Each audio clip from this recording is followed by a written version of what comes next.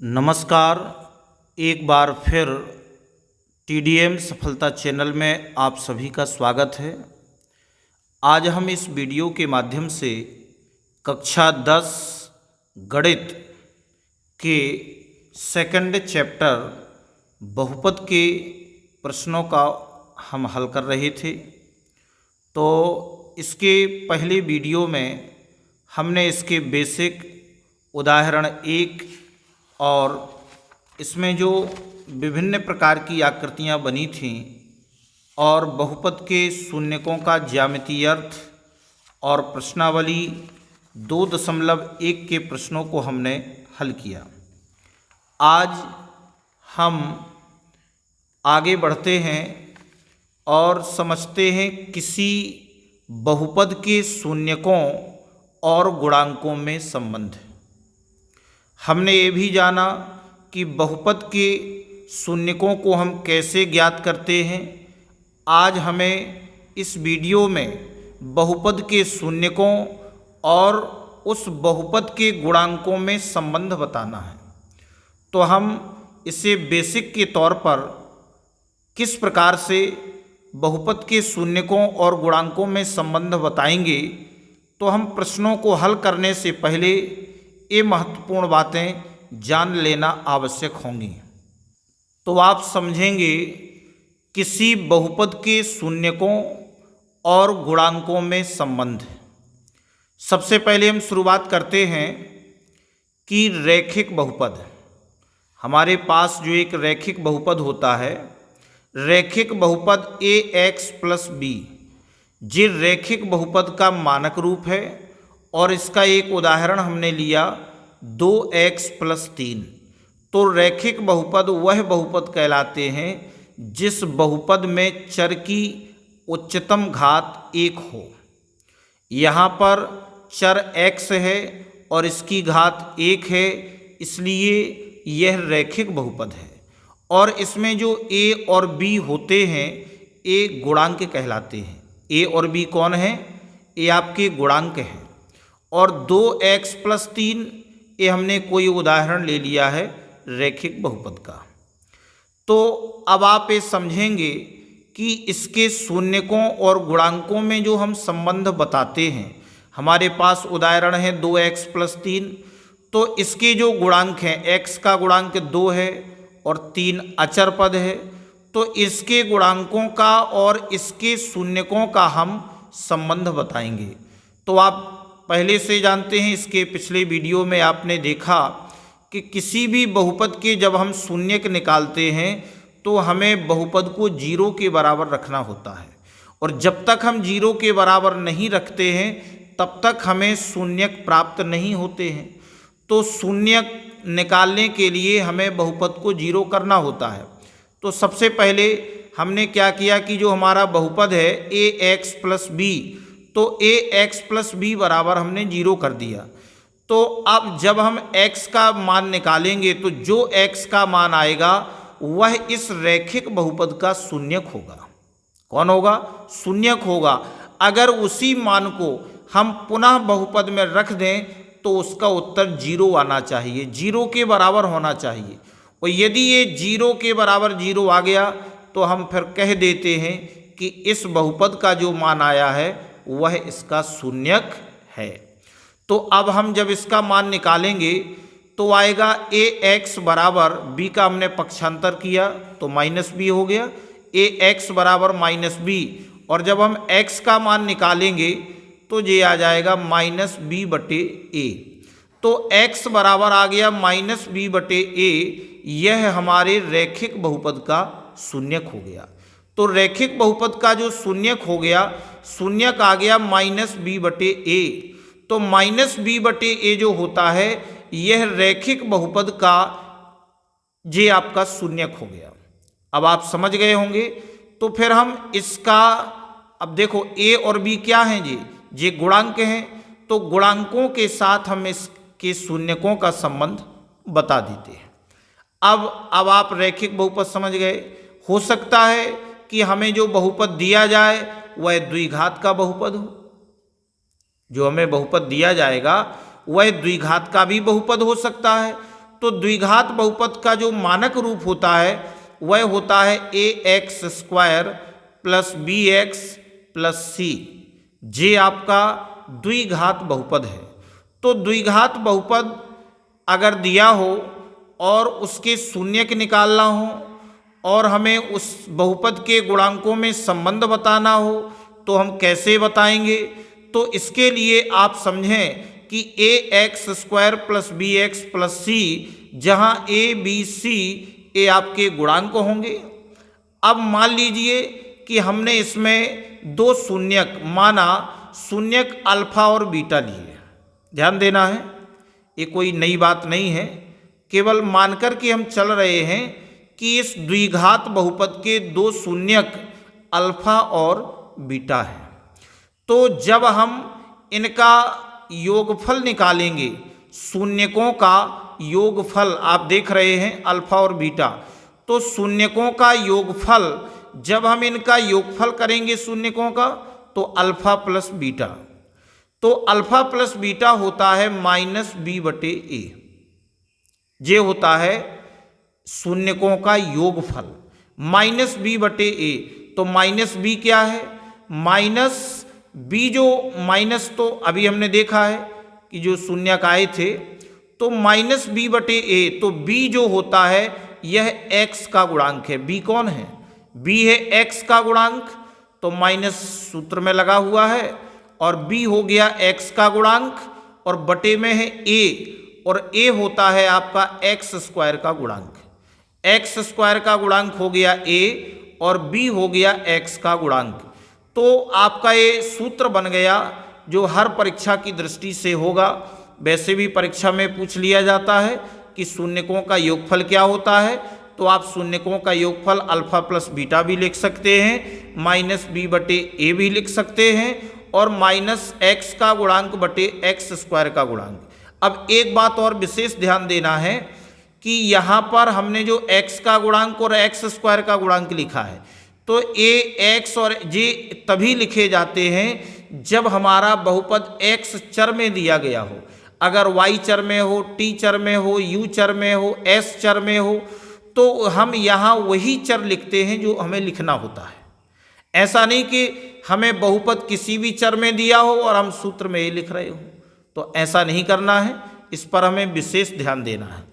अब हम आगे बात करते हैं शून्यकों का गुणनफल।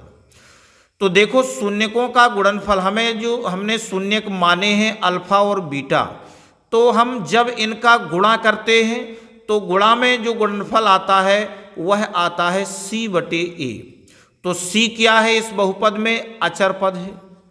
तो ये हो गया आपका अचर पद, ये आपका अचर पद हो गया। अचर पद बटे, अब a क्या है वो हम पहले से जान चुके हैं कि x² का गुणांक है। a कौन है? ये x² का गुणांक है, इसके गुणा में लिखा हुआ है। तो अब हमने इन दो महत्वपूर्ण सूत्रों को समझ लिया कि जब हम शून्यकों का योगफल निकालेंगे तो हम इस पोजीशन में लिखेंगे, और जब हम गुणनफल निकालेंगे तो हम c/a के रूप में लिखेंगे। तो जहाँ -b/a, तो गुणांकों में a संबंध होता है बहुपद के, और c/a जो शून्यक होते हैं उनका गुणांकों में इस तरह से हम संबंध बताएंगे। अब मान लीजिए अगर हमारा बहुपद त्रिघात बहुपद होता है, अगर हमारा बहुपद त्रिघात बहुपद होता है तब हम क्या करेंगे? तो इसके लिए हम मानक रूप लिखते हैं त्रिघात बहुपद का, ax³ plus bx² plus cx plus d। आप देख रहे हैं, तो a त्रिघात बहुपद का मानक रूप है। अब हम जानते हैं कि जिस बहुपद के जो बहुपद जितने घात का होता है उसके शून्यक उतने ही होते हैं। तो यहाँ पर हमारा बहुपद 3 घात का है, तो यहाँ पर इसके शून्यकों की जो संख्या होगी वह 3 होगी। तो हमने मान लिया कि शून्यक अल्फा, बीटा और गामा है, ये हमने मान लिया। तो अब इनके हम शून्यकों का योग कैसे लिखते हैं?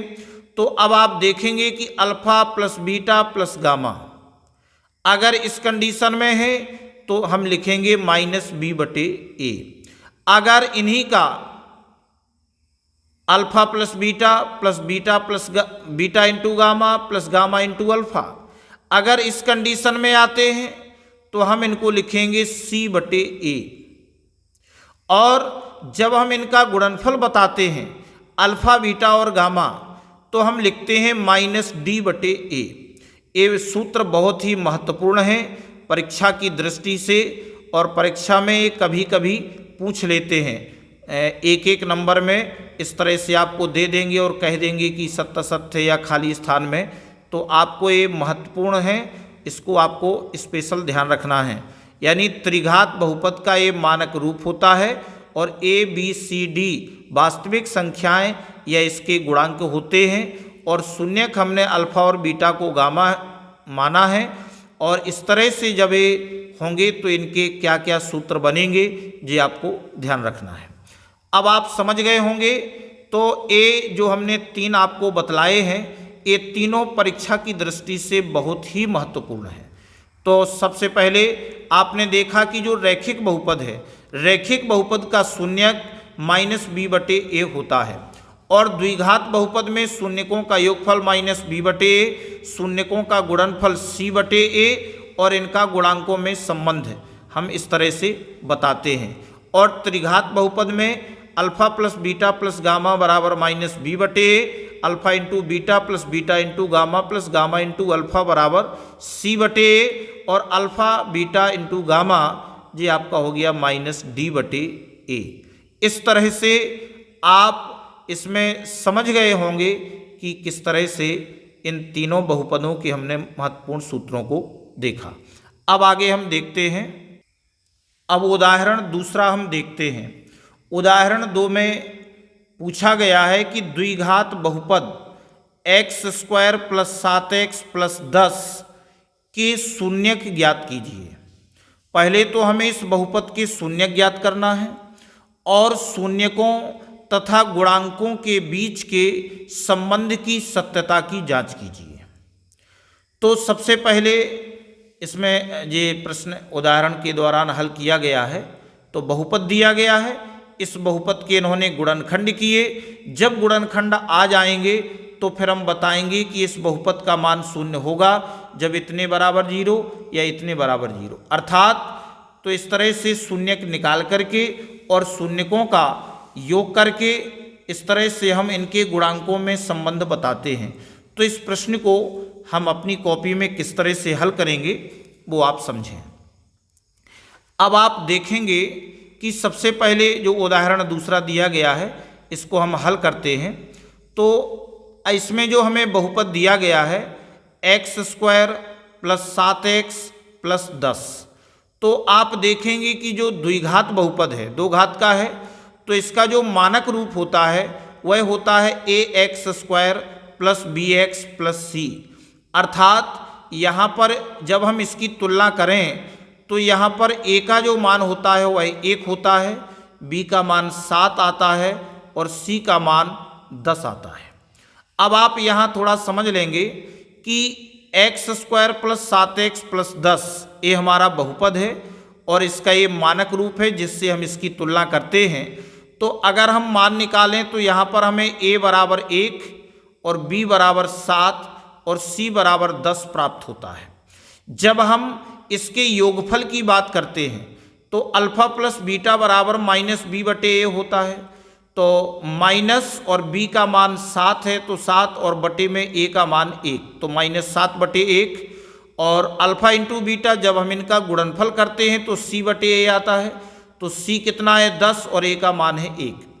तो हमें यही सिद्ध करना है और इनके शून्यकों का हमें इनके गुणांकों के साथ संबंध बताना है।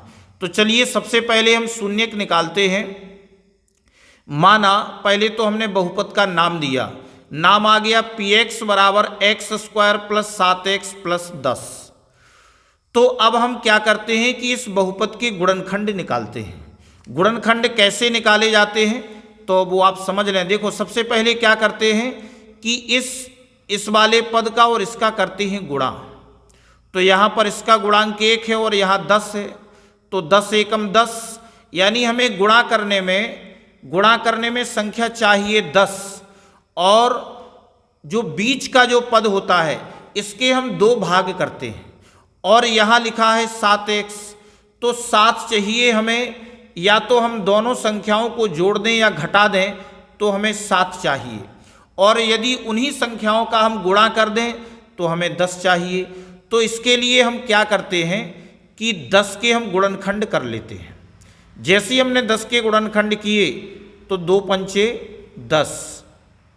अब हम देख रहे हैं कि हमारे पास 2 संख्याएं प्राप्त हुई, 2 और 5। अगर हम इन दोनों को जोड़ते हैं तो हमें 2 और 5 7 होते हैं, यानी जोड़ने में 7 आ रहे हैं, और यदि इन्हीं का गुणा करें 2 पंचे 10, तो यह गुणा में 10 भी हो रहे हैं। तो हमें दोनों संख्याएं प्लस की लेनी होंगी। तो अब आप देखेंगे यहाँ पर कि इसको हमने लिखा एक्स स्क्वायर प्लस, तो ये आपका आ गया 7x को हमने 2 भागों में तोड़ दिया, 2x और 5x और प्लस 10, और तोड़ा भी इसलिए है ताकि हम इसके गुणनखंड कर सकें। अब आगे आप देखेंगे कि इन दोनों में हम कॉमन ले लेंगे, तो हमने कॉमन ले लिया x कॉमन ले लिया, तो यहाँ से एक x बचेगा और प्लस 2, और इसी तरह से इन दोनों में कॉमन क्या है 5, तो 5 हमने बाहर ले लिया, अंदर बचा x और 5 दूनी 10, तो ये आपका ज्यों का त्यों आ जाएगा। तो अब हम देख रहे हैं कि ये दोनों में एक जैसा है, समान है, तो इसको हमने बाहर ले लिया x प्लस 2, तो यहाँ से x प्लस 2 आ गया, और यहाँ से बचा x और प्लस यहाँ से बचा केवल 5, तो हमारे गुणनखंड हो गए x plus 2 into x plus 5। अब आप इसमें समझेंगे कि चूंकि बहुपद का मान शून्य होगा, बहुपद का मान शून्य होगा जब x धन 2 बराबर 0 या एवं x धन 5 बराबर 0। बहुपद का मान शून्य होगा जब x धन 2 बराबर 0 एवं x धन 5 बराबर 0, तो तब x बराबर आ जाएगा -2 और x बराबर हो जाएगा -5। पक्षांतर कर दिए, तो अब हमें जो शून्यक प्राप्त हुए, x का जो मान हमें मिला वह बहुपद के शून्यक हैं, तो हम उत्तर में बता देंगे। अतः द्विघात बहुपद के शून्यक -2 और -5 हैं। तो हमने इनका ये बता दिया। अब आप इनका हमें क्या करना है कि शून्यकों और गुणांकों के बीच संबंध बताना है, जो कि प्रश्न में हमसे पूछा गया है कि जो शून्यक हैं तो शून्यकों और गुणांकों के बीच संबंध, तो हम इनके बीच संबंध कैसे बताएंगे। तो सबसे पहले लिखा कि शून्यकों का योग, जो हम जानते हैं शून्यकों का योग, और शून्यक हैं हमारे -2 और -5, तो हमने इन दोनों का क्या किया, योग कर दिया। तो अब सरल किया तो -2 और -5 मिलाकर के -7 हो गए। अब हमें इसको लिखना है -b/a के रूप में, तो अब हम -7 को हम -7/1 लिख सकते हैं। तो जहाँ -j लगा हुआ है और 7 कौन है, 7 है आपका b का गुणांक। आप पहले देख चुके हैं कि b का गुणांक है 7, तो यहाँ लिख दिया b, और एक किसका मान है, a का मान है, तो हमने a लिख दिया। तो -b/a जो होता है वह शून्यकों का योग है, और हम पहले से जानते हैं कि b क्या है, b आपका क्या है, x का गुणांक है। b किसका गुणांक है, x का, तो हमने यहाँ लिख दिया कि ये x का गुणांक है, और बटे a कौन है, a x² का गुणांक है। a कौन है, x² का गुणांक है। तो हमने इस बहुपद के गुणांक, शून्यकों और बहुपद के गुणांकों से हमने इस शून्यकों का संबंध बता दिया। अब आगे हम इसी प्रकार से शून्यकों का गुणनफल करते हैं। तो शून्यकों का जो गुणनफल होगा -2 और गुणा -5, जो हमारे जो शून्यक हैं -2 और -5, जब हम इनका आपस में गुणा किया तो ये आ गया 2 पंचे 10। अब हम इसको भी c/a के रूप में लिखेंगे, तो हम लिख सकते हैं 10/1, 1 का भाग देंगे तो वही आएगा, जिस तरह से यहाँ किया है। तो हमने इसको लिख दिया c/a, यानी 10 किसका मान है, 10 है आपका c का मान, c का मान है 10, तो आप लिख देंगे कि c आपका अचर पद है और a का मान है 1, जो कि x² का गुणांक है। तो हम इस तरह से शून्यकों का गुणनफल यानी इन शून्यकों और बहुपद के गुणांकों के साथ हमने इनका संबंध बतलाया। अब आगे हम उदाहरण तीसरा देखते हैं कि बहुपद x² माइनस 3 के शून्यक ज्ञात कीजिए और शून्यकों तथा गुणांकों के बीच के संबंध की सत्यता की जांच कीजिए। तो अब आप समझेंगे कि जो हमें बहुपद दिया गया है x² माइनस 3, तो यहाँ पर इस प्रश्न को हल किया गया है। आप यहाँ पर भी देख सकते हैं और इसको समझने का प्रयास करेंगे और इसके शून्यकों और इसमें इन्होंने गुणांक भी इसके बताए हैं। अब आप इसे कैसे हल करेंगे वो आप समझें। तो देखो, सबसे पहले आप जब उदाहरण तीसरे को हल करेंगे तो हमें जो बहुपद दिया गया है x² माइनस 3, आप इसको समझें। तो चूंकि सबसे पहले हमने इसको मान लिया, माना px बराबर x² माइनस 3, तो अब x² माइनस 3 ये हमारा द्विघात बहुपद है। तो जब हम इसकी तुलना करेंगे px की तुलना ax² plus bx plus c के साथ करने पर, जब हम इसकी तुलना करेंगे तो हम पाएंगे कि यहाँ पर a का जो मान है वह 1 है और x का चूंकि इसमें पद नहीं है तो b का मान 0 हो जाएगा और c का मान हो जाएगा -3, जो कि हमें बहुपद में दिया गया है। तो ये आपका अचर पद हो गया और ये हो गया x²। अब जब हम इसके गुणनखंड करते हैं px बराबर x² माइनस 3, तो जब हम इसके गुणनखंड करेंगे तो अब चूंकि इसमें दो ही पद हैं, बीच का पद नहीं है जिसके हम दो भाग करते थे, तो अब चूंकि इसको हमें दो भाग करने की आवश्यकता नहीं है, हम इसी को ही एक सर्वसंख्या के रूप में बना लेते हैं। तो 3 को हमने क्या किया कि √3 लगा करके स्क्वायर कर दिया। जब हम √3 का 2 बार गुणा करेंगे तो 3 ज्यों का त्यों आ जाएगा, तो x² माइनस √3 का स्क्वायर। अब हम देख रहे हैं कि ये a² माइनस b² ये सर्वसमीका के समान है, तो हम इसको तोड़ लेंगे a plus B into a minus B. तो हमने लिख लिया x plus √3 into x minus √3, और यहाँ सर्वसमीका के द्वारा बता दिया कि चूंकि a² माइनस b² बराबर a plus B into a minus B होता है। अब चूंकि हमें इसके शून्यक निकालना है, तो शून्यक निकालने के लिए हमें बहुपद को 0 के बराबर रखना होगा।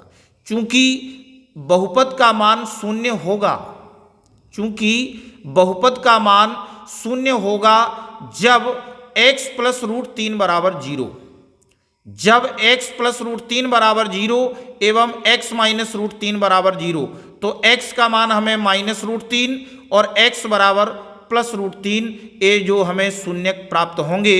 अतः बहुपद x² माइनस 3 के शून्यक -√3 और प्लस √3 हैं। एक उत्तर ये हो गया। अब हम बताएंगे कि शून्यकों तथा गुणांकों के बीच संबंध। जिस तरह से हमने उदाहरण 2 में संबंध बताया, उसी तरह से हम इसमें भी लिखेंगे कि शून्यकों का योग। अब शून्यक हमें -√3 और प्लस √3 दिया है, तो हमने इन दोनों को जोड़ दिया, जोड़ा तो एक -1 प्लस 0 आ गया। अब 0 को हमने लिखा -0/1 यानी -b/1 के रूप में, और 0 में माइनस लगाने का कोई अर्थ नहीं है, क्योंकि 0 ना प्लस का होता है ना माइनस का होता है। तो हमने चूंकि सूत्र में दिया है तो हमने लगा दिया माइनस, और 0 क्या है, 0 है आपका b का गुणांक, b का मान 0 है। चूंकि बहुपद में दिया ही नहीं है तो हमने लिख दिया कि ये x का गुणांक है, और 1 क्या है, x² का गुणांक, जो कि -b/a के रूप में लिखा हुआ है। ये इसी के गुणांक दिए हैं। अब हम शून्यकों का गुणनफल देखते हैं। तो शून्यकों का जो गुणनफल है, हमारे जो शून्यक -√3 और प्लस √3, जब हम इन दोनों का गुणा करते हैं तो प्लस का गुणा माइनस से किया तो -√3 का गुणा √3 से तो 3 आया, और इसको हमने लिखा -3/1, चूंकि इसको हम c/a के रूप में लिखेंगे। तो जहां -3 क्या है, अचर पद है, जो कि आप देख रहे हैं कि ये हमारा अचर पद है, और 1 क्या है, ये x² का गुणांक है। तो इस तरह से हम इसकी सत्यता की जांच कर पाते हैं शून्यकों और गुणांकों के बीच संबंध हम इस तरह से बता देंगे। अब आगे हम उदाहरण चौथा देखते हैं कि एक द्विघात बहुपद ज्ञात कीजिए जिसके शून्यकों का योग तथा गुणनफल क्रमशः -3 और 2 है। देखो, शून्यकों का योग और शून्यकों का गुणनफल हमें पहले से दिया गया है और हमें द्विघात बहुपद ज्ञात करना है। तो इन्होंने इस तरह से लिखा है, माना द्विघात बहुपद इतने इतने हैं, ये मानक रूप है और इसके शून्यक अल्फा और बीटा है। तो हम पाते हैं कि अल्फा प्लस बीटा बराबर -3 -b/a के रूप में ही होता है। ये इसका पहले से फिक्स है और इसका गुणनफल ये होता है। तो यहाँ से हम इनके मानों को अलग अलग लिख लेते हैं और इसके मान हम इस बहुपद में रख देते हैं। तो आप कॉपी में किस तरह से हल करेंगे वो आप समझें। देखो, जब हम उदाहरण 4 को हल करेंगे, चूंकि हमें पहले से मान दिए हैं, चूंकि शून्यकों का योग हमें -3 दिया है, तो हमने इसको -b/a के रूप में लिखा। तो हमने लिख दिया -3/1 और बराबर -b/a। हमने इसको माना, ये हमने मान लिया -b/a के बराबर में होता है। इसलिए क्या होगा, जो b का मान होगा, अब चूंकि यहाँ माइनस है और यहाँ माइनस है, इसकी तुलना हो गई, तो b का मान हमें +3 मिलेगा एवं a बराबर 1 होगा। अब हम बात करते हैं, चूंकि शून्यकों का गुणनफल, तो शून्यकों का गुणनफल हमें 2 दिया है, तो हमने 2 को लिखा 2/1 और ये होता है c/a के बराबर। चूंकि शून्यकों का गुणनफल c/a होता है, तो हम यहाँ हमने इसको मान लिया। अब हम बता देंगे कि c बराबर 2 और a बराबर 1, इसलिए c बराबर 2 एवं a बराबर 1। अब हमें a b c के मान मिल गए। अब हम क्या करेंगे कि अब द्विघात बहुपद ax² + bx + c में हम मान रख देंगे। तो जब हम मान रखेंगे तो हमें इस बहुपद में a बराबर 1, b बराबर 3 और c बराबर 2 मान रखने पर, अब आप मान रखेंगे a की जगह 1 गुणा x² प्लस b की जगह 3 गुणा x और प्लस 2। अब गुणा किया, 1 का गुणा करेंगे तो x² प्लस 3x प्लस 2। तो यह हमारा उत्तर हो गया जो कि हमसे पूछा गया था। तो अतः द्विघात बहुपद x² प्लस 3x प्लस 2 है। इस तरह से हमने इस चौथे उदाहरण को हल किया है। अब आप आगे देखेंगे कि जो हमें उदाहरण 5 दिया गया है, जांच कीजिए कि त्रिघात बहुपद px बराबर इतने के शून्यक 3 -1 और -1/3 हैं। इसके पश्चात शून्यकों तथा गुणांकों के बीच के संबंध की सत्यता की जांच कीजिए। तो अब आप इसमें एक चीज समझेंगे कि इसमें हमें शून्यक भी दिए गए हैं और इसके बाद हमें इनके संबंध के गुणांकों के बीच संबंध की सत्यता की जांच करनी है।